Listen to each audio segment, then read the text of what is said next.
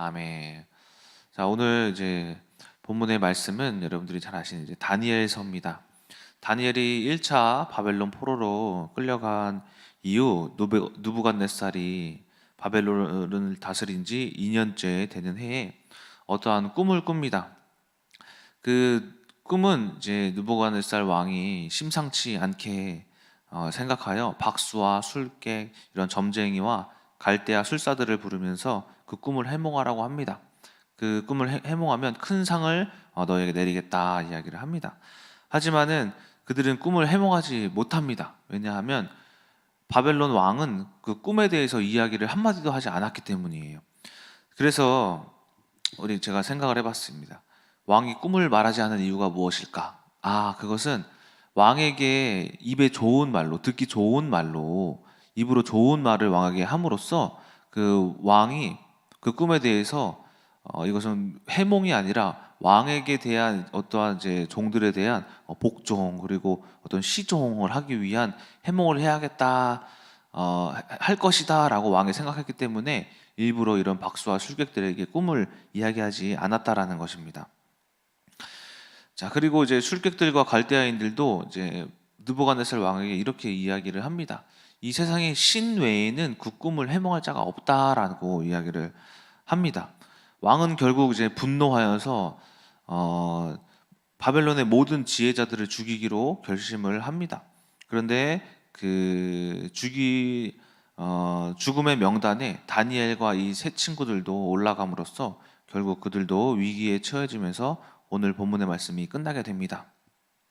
제가 오늘 본문의 말씀을 통해서 깨달은 것은 무엇이냐면 누부갓네살의 인간성입니다. 인간성. 왜냐? 당시 이 바벨론은 메소포타미아 문명의 강대국으로서 아무도 겨룰 자가 없었던 그런 나라였어요. 그런데 그 나라가 아무리 넓게 팽창을 하더라도 그리고 권력이 그리고 능력이 힘이 경제가 그렇게 세더라도 왕은 어떤 문제 앞에서 아무것도 할 수 없음에 느부갓네살은 그의 인간성이 드러났다라는 것입니다.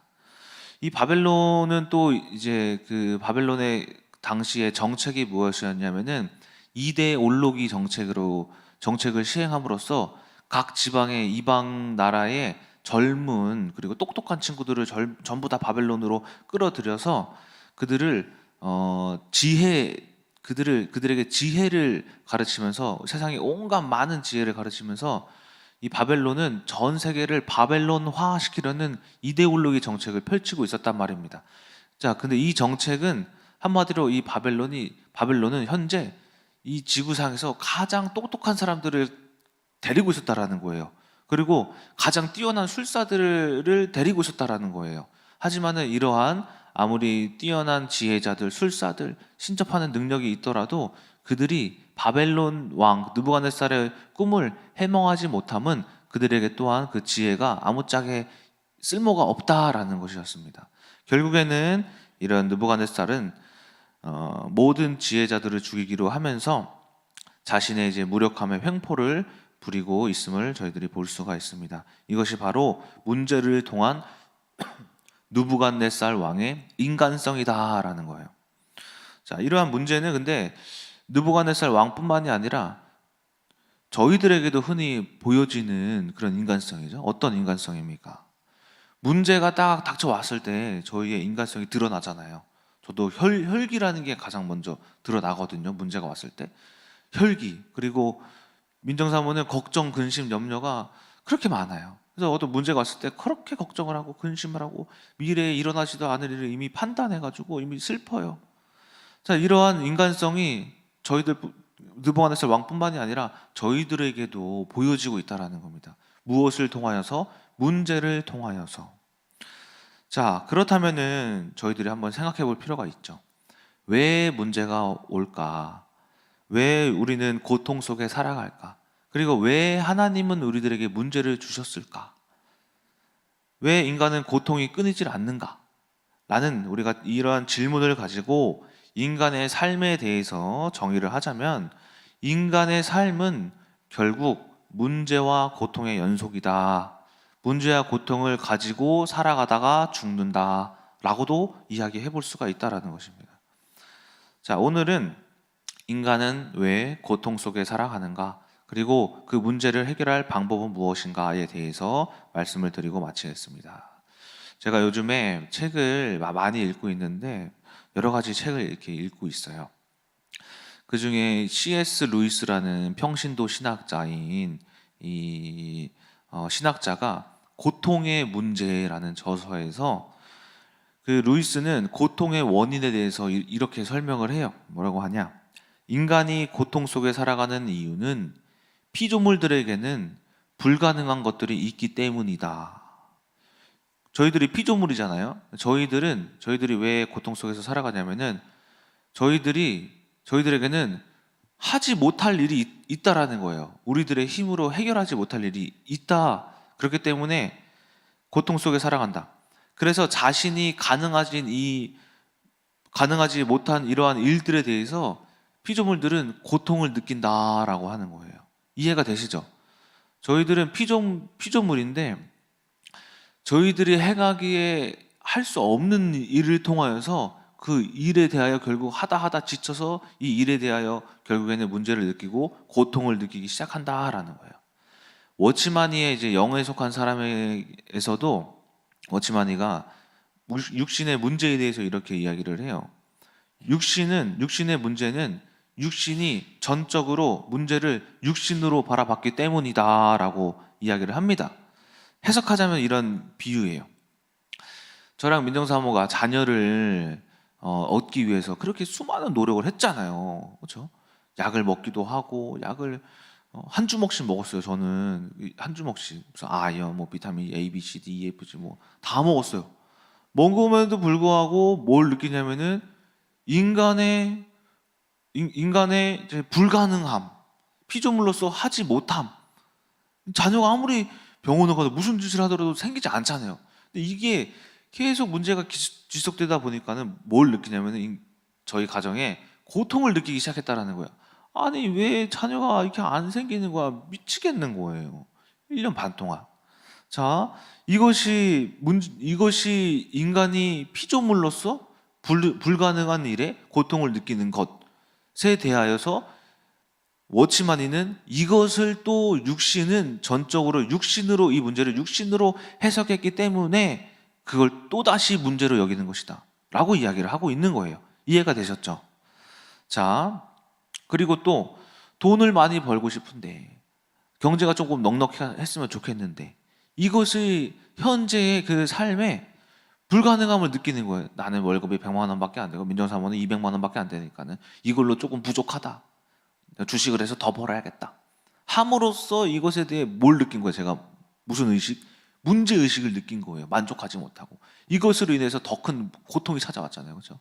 이러한 것들과 또 경제에 대한 이런 갈급함, 또 건강에 대한 갈급함, 또 가정의 행복에 대한 어떤 이 갈급함이 결국에는 우리들의 힘으로 해결을 할 수 없기 때문에 이것이 결국엔 인간에게 고통의 문제로 찾아오고 이 인간들은 그럼으로써 무엇이 드러나느냐? 인간성이 드러난다라는 거예요. 이게 고통의 문제의 시작이자 인간의 죄의 시작이다라는 겁니다. 자, 그러면은 이 인간의 고통 속에서 살아가는 이유가 바로 이 인간의 피조물로서의 불가능함과 이것을 육신으로 여기는 육신의 생각이기 때문인데 우리가 이것을 어떻게 해결해야 하는가를 두 가지로 나누어서 설명을 해드리도록 하겠습니다. 첫 번째가 무엇이냐면은 자리를 옮겨라라는 방법이에요. 자리를 옮겨라. 이게 뭐냐? 루이스가 이런 예화를 해요. 고통의 문제에서 사람이 바다가 보고 싶다. 바다가 보고 싶은데 이 바다를 보는 이제 시야를 큰 건물이 넓고 높은 건물이 가렸다고 해보자. 그러면 인간은 저 바다를 보고 싶어서 온갖 노력을 다 할 것이다. 그런데 결국에는 인간은 피조물이기 때문에 볼 수가 없다. 이 바다를 볼 수가 없다. 이 벽을 넘어설 수가 없다. 그래서 우리가 어떻게 해야 되냐면은 자리를 옮겨야 된다. 예를 들어서 이 바다를 보려면 저희가 이 건물을 넓게 돌아가서 보든가 아니면 밧줄을 걸어서 밧줄을 타고 올라가서 보든가 아니면 아예 그 벽을 넘어가서 바다를 보든가, 이렇게 우리가 자리를 옮겼을 때 그 바다를 볼 수 있는 이 문제를 해결할 수가 있다라는 거예요. 자리를 옮겨라라는 거예요. 그래서 이것은 어떤 자리를 옮기는 것이냐면은 생각과 마음의 자리를 옮겨야 된다는 거예요. 생각과 마음의 자리. 제가 민정사모와 결혼했을 때 결혼 초에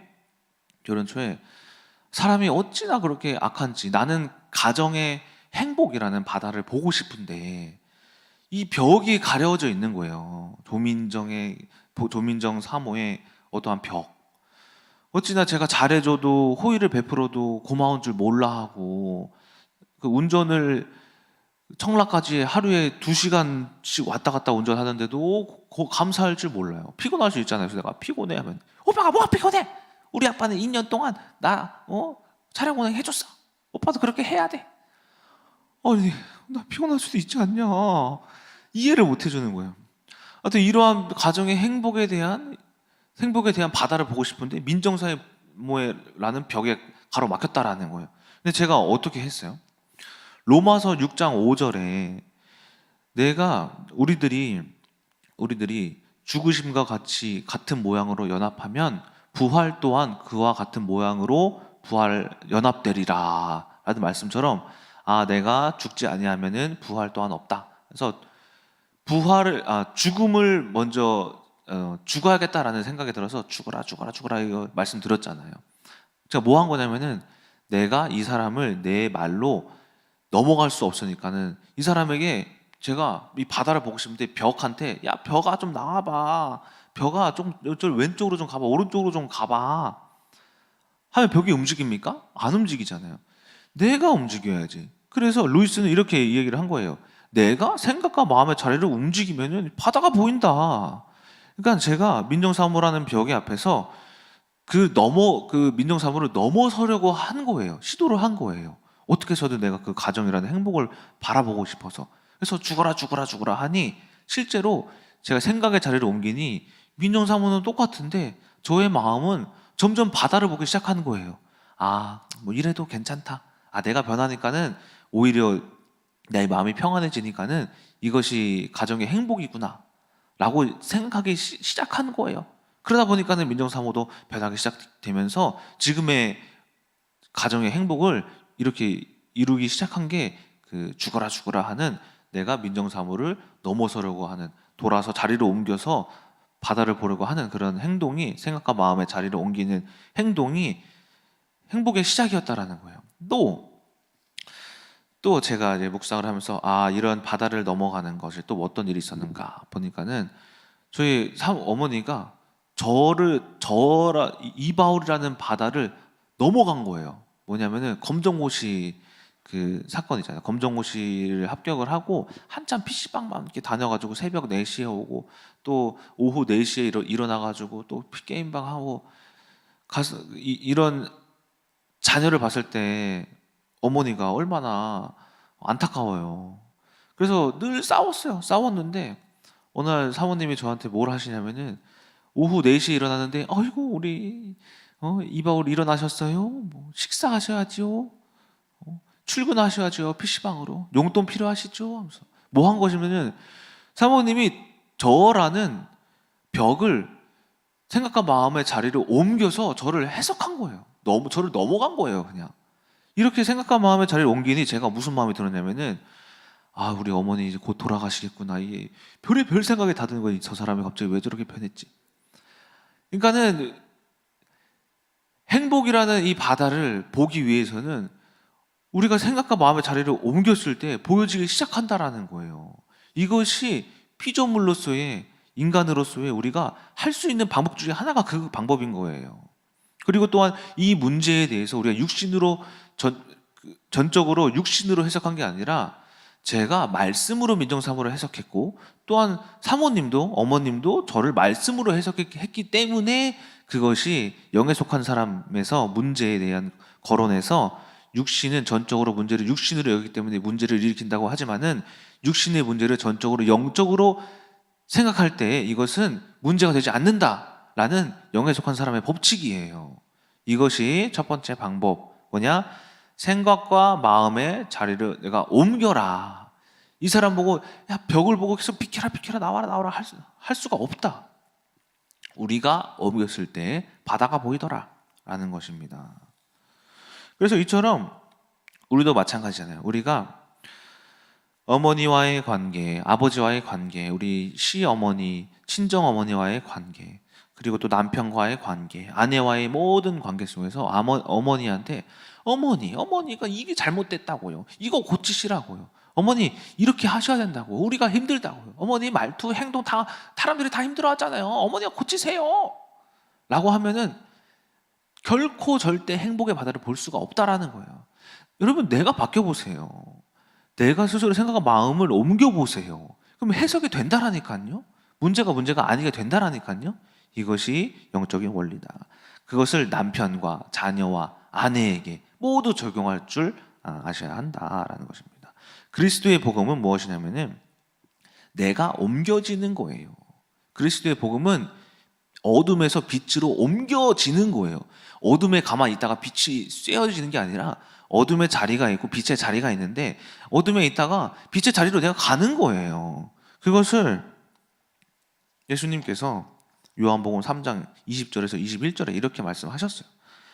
악을 행하는 자마다 빛을 미워하며 빛으로 오지 아니하나니 이는 그 행위가 드러날까 하며 진리를 따르는 자는 빛으로 오나니. 결국엔 이 문제에 대해서 영적인 해석, 진리의 해석, 말씀으로 대한 해석은 내가 빛으로 오는 것, 가는 것. 그 행위가 하나님 안에서 행할 것임을 나타내려 함이라 하시니라 라고 예수님이 말씀하셨어요. 결국 우리가 어둠에서 빛으로 옮겨질 때 예수님께서는 그 빛 가운데에 나타나시고 행하신다. 자, 이처럼 우리가 어둠의 생각과 마음의 자리에서 빛의 생각과 마음의 자리로 옮기는 것이 첫 번째 고통의 문제의 해결 방법 첫 번째이다라는 것입니다. 두 번째는 무엇이냐면은 다른 것을 보아라라는 것. 다른 것을 보아라. 영어로는 born again. 이게 무슨 뜻이에요? born이 태어나다, again 다시 태어나다. 헬라어로는 아노덴이라고 해요. 즉 위로부터 태어나다. 저희가 아는 born again은 그냥 다시 태어나는 건데 헬라어의 다시 태어나다라는 의미는 무엇이냐면은 하늘로부터 다시 태어나는 거야. 하늘로부터. 그러니까 우리가 여기서 문제를 이겨내고 다시 하자가 아니라 문제가 왔을 때 내가 하늘로부터 다시 태어나는 게 이게 아노덴이라고 해요. 아노덴. 자, 예를 들어서 아까 말씀드렸다시피 바다를 보고 싶은데 벽이 가로막혀 있다. 그러면 다른 걸 봐라. 행복은 바다에만 있지 않더라. 뭐냐? 어디에 있냐? 하늘에 있더라. 하늘에. 내가 바다를 꼭 봐야지만이 행복할 것 같다. 그래서 바다를 보기 위해서 막 노력을 한다. 근데 보지 못한다? 그러면 하늘을 보라는 거야. 하늘. 더 넓은 하늘. 바다보다 더 넓잖아요. 하늘이. 끝이 없잖아요. 그 우주가. 그것을 보는 게 내가 두 번째 방법. 다른 것을 보아라라는 거. 다른 것을. 꼭 바다를 보는 것이 정답이 아니다라는 거예요. 바다는 어쩌면 내 갈망일 수도 있다라는 거예요. 내 육신의 욕망일 수도 있다라는 거예요. 자, 하나님이 원하시는 것은 바다가 아니라 우리가 하늘을 보기 원하시는 것일 수도 있다라는 해석이에요. 워치마니는 영에 속한 사람에서 이렇게 이야기를 해요.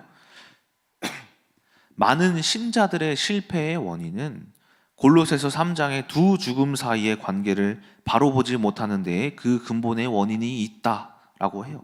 그것이 뭐냐? 골로새서 3장 3절에 죽었고와 골로새서 3장 5절에 죽어라 라는 두 죽음의 관계를 이해해라 라고 해요. 자, 한번 말씀을 보도록 하겠습니다. 골로새서 3장입니다. 3절 제가 읽어드릴게요. 이는 너희가 죽었고 너희 생명이 그리스도와 함께 하나님 안에 감추어졌습니다. 5절 그러므로 땅에 있는 지체를 죽이라. 곧 음란과 부정과 사욕과 악한 정욕과 탐심이니 탐심은 우상 숭배니라. 이것들로 말미암아 하나님의 진노가 임하느니라. 신자들의 실패는 죽었고와 죽어라, 죽이라 이 관계에 대해서 잘 아셔야 된다는 거예요. 무작정 내가 죽는 것만이 또 답은 아니에요. 뭐냐? 하늘을 보고 죽는 거예요. 하늘을 보고. 제가 벽을 보고 죽는 게 아니라 하늘을 보고 죽었기 때문에 민중사모의 관계가 회복되기 시작했다라는 거거든요. 이 두 사이의 관계를 여러분들이 잘 이해하셔야 되는데, 자, 골로새서 3장 1절에서 2절을 말씀 보시게 되면은 이렇게 말씀합니다. 골로새서 3장 1절에서 2절. 그러므로 너희가 그리스도와 함께 다시 살리심을 받았으면은 위의 것을 찾으라. 거기는 그리스도께서 하나님 우편에 앉아 계시느니라. 위의 것을 생각하고 땅의 것을 생각하지 말라. 1절, 2절의 말씀에서도 뭘 보라고 이야기를 합니까? 위의 것. 이것이 아노덴이에요. 아노덴. 두 번째, 다른 것을 보아라는 것은 무엇이냐면은 세상의 어떠한 것들도 나에게 평안을 줄 수가 없다. 모든 것들, 바다를 보더라도 여러분들, 이 사람을 넘더라도 뭐가 기다리고 있냐면은 문제가 기다리고 있는 그런 고통이 있을 수도 있다라는 거예요. 그럴 때 우리는 문제가 없고 고통이 없는 위의 것, 아노덴 하셔야 된다라는 거예요. 아노덴. 그것이 첫 번째 무슨 죽음이냐면 내가 봐야 할 이 벽도 죽었고 바다도 죽었고 땅도 죽었고 산도 죽었고 다 죽었고 무엇이 살아남아 있느냐면은 하늘의 것만 살아있다라는 거예요. 하늘의 것만. 그래서 하늘의 것만 살아있으면 우리가 죽은 이 땅, 그러니까는 골로새서 3장 3절의 말씀이 어떤 죽음이냐면은 너희가 죽었고는 세상이 죽었다라는 거예요. 예수 그리스도의 죽음과 부활로 인해서 세상은 완전히 창세기 3장에서부터 죽었다. 행복은 바다에 없다. 어디에 있냐? 위의 것을 사모해라. 하늘의 것을 사모해라.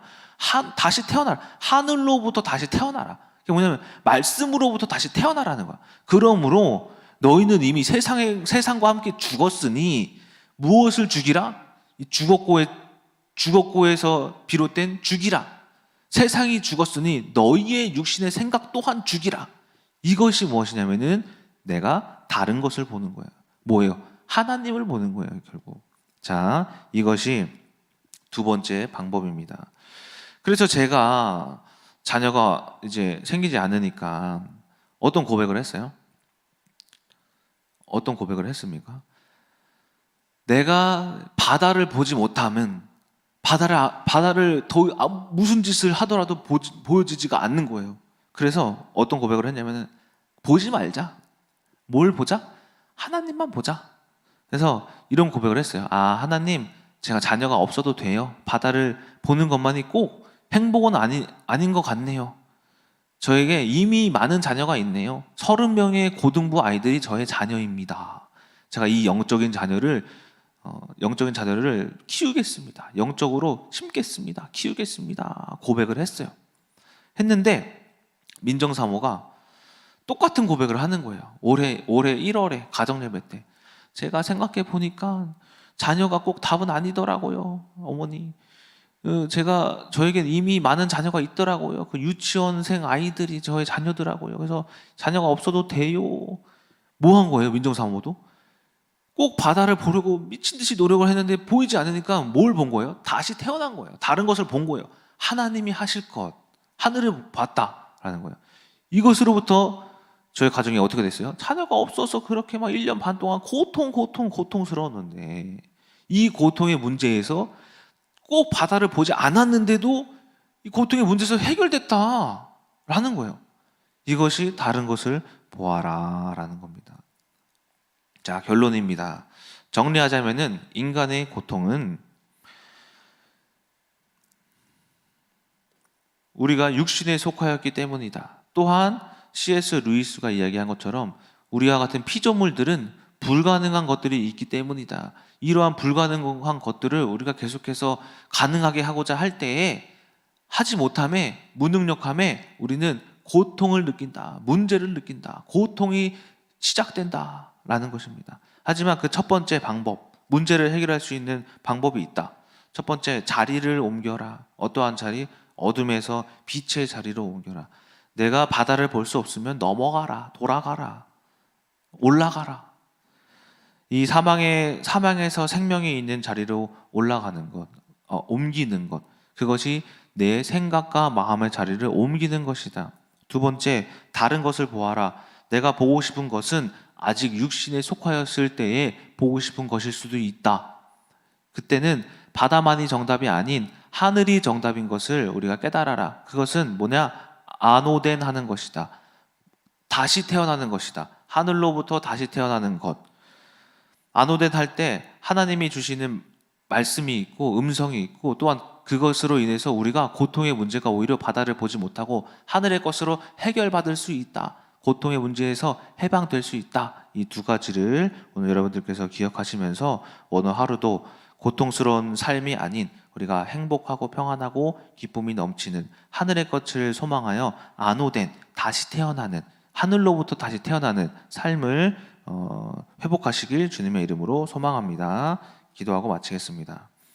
사랑과 은혜가 충만하신 아버지 하나님, 이렇게 인간은 고통의 문제에서 해결되지 못함을 고백합니다. 하지만 하나님은 미리 준비하셨습니다. 예비하셨습니다. 우리의 생각과 마음을 올바르게 가길 예비하셨습니다. 또한 우리가 생각과 마음뿐만이 아니라 하늘의 것, 우리가 세상의 것은 죽었으니 이제 우리의 육신을 죽여서 우리가 다른 것을 보는 것, 곧 예수 그리스도 하나님의 말씀을 보는 방법이 인간의 고통의 문제에서 해결될 수 있는 유일한 방법임을 우리가 고백하오니, 오늘 하루도 이러한 고통의 문제에서 해방받을 수 있는 우리 큰나무교회 성도님들 될 수 있도록 주께서 함께하여 주시옵소서. 살아계신 예수 그리스도의 이름으로 기도드렸습니다. 아멘.